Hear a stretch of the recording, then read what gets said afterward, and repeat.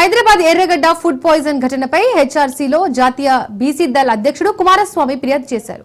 ఎర్రగడ్డ food poison ఘటనలో ఒకరు మృతి చెందగా 90 మంది రోగులు తీవ్ర అస్వస్థతకు గురయ్యారు. దీనిపై కమిషన్ దృష్టికి తీసుకెళ్లినట్టు కుమారస్వామి తెలిపారు. ఈ ఘటనలో బాధ్యులైన అధికారులను సస్పెండ్ చేయాలని ఆయన డిమాండ్ చేశారు. ప్రభుత్వం తక్షణమే లోపాలను సరిదిద్దాలని ఆయన కోరారు. మృతి చెందిన రోగి కుటుంబానికి తగిన పరిహారం అందించాలని జాతీయ బీసీ దళ్ అధ్యక్షుడు కుమారస్వామి డిమాండ్ చేశారు.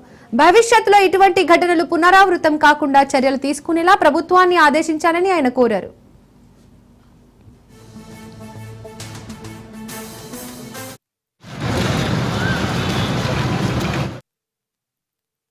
ఎర్రగడ్డ ప్రభుత్వ హాస్పిటల్లో ఫుడ్ పాయిజన్ సంఘటనపై ఈ రోజు మానవ హక్కుల కమిషనర్ గారికి ఫిర్యాదు మరియు వెంటనే చర్యలపై ఈ రోజు పత్రం ఇవ్వడం జరిగింది. 3వ తారీఖున మంగళవారం రోజున ఒక వ్యక్తి 30 సంవత్సరాల ఉన్న వ్యక్తి మృతి చెందడం చాలా బాధాకరం అని తెలియజేస్తా ఉన్నాను. అంతేకాకుండా ముఖ్యంగా ఈ రోజు 92 మంది అస్వస్థ గురిగైన పరిస్థితి చాలా బాధాకరమని, ఈ రోజు 18 మంది ఉస్మానియా హాస్పిటల్లో చికిత్స పొందుతూ ఉండడం కూడా చాలా బాధాకరమైన విషయం. దీన్ని ఖండిస్తా ఉన్నాను.